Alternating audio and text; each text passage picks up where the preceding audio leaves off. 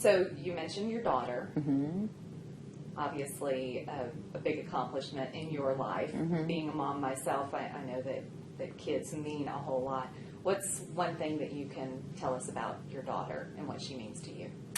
Well, I talked to her on the phone this morning, and I told her last night that when I met a group of people here, a good handful of them called me ma'am, and that I liked it a lot. So on the phone, we practiced. She said, "Go ahead, Mama, tell me to go check on my bath." And I said, "Go check on your bath." "Yes, ma'am." First she said ma'am, and I said, "You're missing a syllable." So, do you think that's just a Southern thing? I do, and I loved it. I was like, this is great.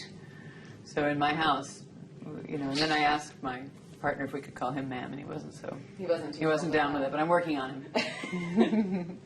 Are you just like every other mom, and you get down and dirty and put the hair back and no makeup on and?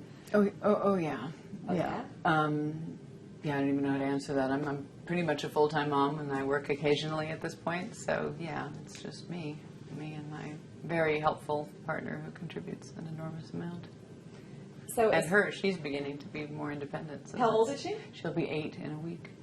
In a week. Yeah. So Mother's Day Is on her birthday. Oh, So we're going to going celebrate. No, she's fine. I'm the one who's going to lose out.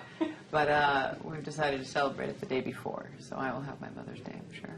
Okay. So you've been in show business nearly 80% of your life. Explain, were you naturally born into it? Or is it something you really, really enjoy doing? Both. I enjoy doing it. It wasn't my parents' idea that I do this for sure, but I was raised around artists, musicians, painters, and people in the theater. My dad was in the theater, is still in the theater. So I was exposed to all that at a really early age. So I don't know, what might have happened if I wasn't, but I did feel sort of, born into the arts overall. Explain being a child in show business. How was that? I mean, I looked at it as sort of an extracurricular activity. Luckily, I wasn't on one of those shows where I became a really famous kid and never went to school. I was in school every year, and I would leave with my assignments for a couple months and come back.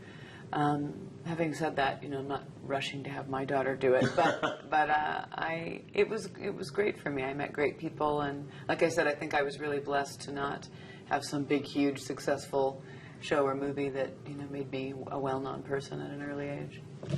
Talk about the accomplishment that you enjoy the most. I mean, you had a year where you won a Golden Globe, an Emmy, and an Academy Award in the same year. Is that your biggest accomplishment, or what you're doing now? Is that a bigger accomplishment, or is it yet to come? I hope it's yet to come. I just did a Shakespeare play, and I did an interview, and the woman from the newspaper said, "So let's talk about your career. Let's talk about third acts." And I said, well, Shakespeare plays are in 5 acts, so I'd like to think this is my third act, but there are 2 more. I'm writing now. I directed a movie a couple years ago called Then She Found Me with Bette Midler, and I'm writing another one now. So, I hope that it's still to come. A lot of people in my generation grew up watching you on NBC, weekly, every night, and every week. Talk about how that fame from Mad About You transitioned into a few, I guess, big roles in movies. Yeah, when I was younger, there were people who acted in movies and people who acted in TV shows, and the two very rarely crossed over. And then I remember Robert Redford made Mary Tyler Moore the mother in a movie called Ordinary People, and that was a big deal. And Michael J. Fox, and then Woody Harrelson, and George Clooney, and then me, and there started to be, people started to realize that it really didn't matter the size of the screen, it just mattered, the talent of the actor and how right they'd be for the part.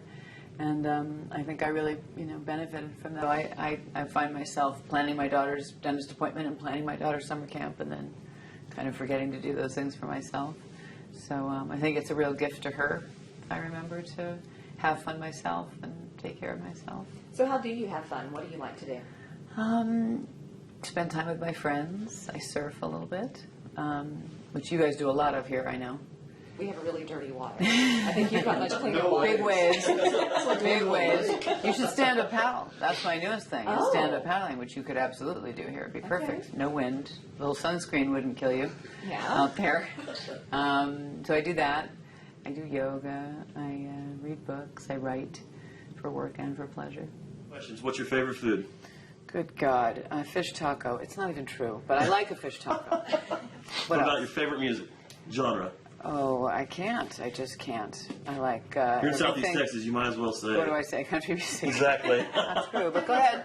Go ahead. All right. Third question is: are you into modern day social media? Do you partake in any of that, or do you kind of just step back from all of that and just ignore it? I'm not on Facebook. I did join Twitter because I was like, I'm going to do what the kids do now. I do things like I directed an episode of a television show and woke up the morning after and thought I should tweet about it, which is really not what it's there for. It's there to promote yourself. Right. So I have not quite gotten the hang of it, but early days. So you're a tweeter in progress. Yeah, I'm a super lame tweeter. The accomplishment that you enjoy the most. I mean, you had a year where you won a Golden Globe, an Emmy, and an Academy Award in the same year. Is that your biggest accomplishment, or what you're doing now? Is that a bigger accomplishment, or is it yet to come? I hope it's yet to come. I just did a Shakespeare play, and I did an interview, and the woman from the newspaper said, so let's talk about your career. Let's talk about third acts. And I said, well, Shakespeare plays are in 5 acts, so I'd like to think this is my third act, but there are 2 more. I'm writing now. I directed a movie a couple years ago called Then She Found Me with Bette Midler, and I'm writing another one now. So, I hope that it's still to come.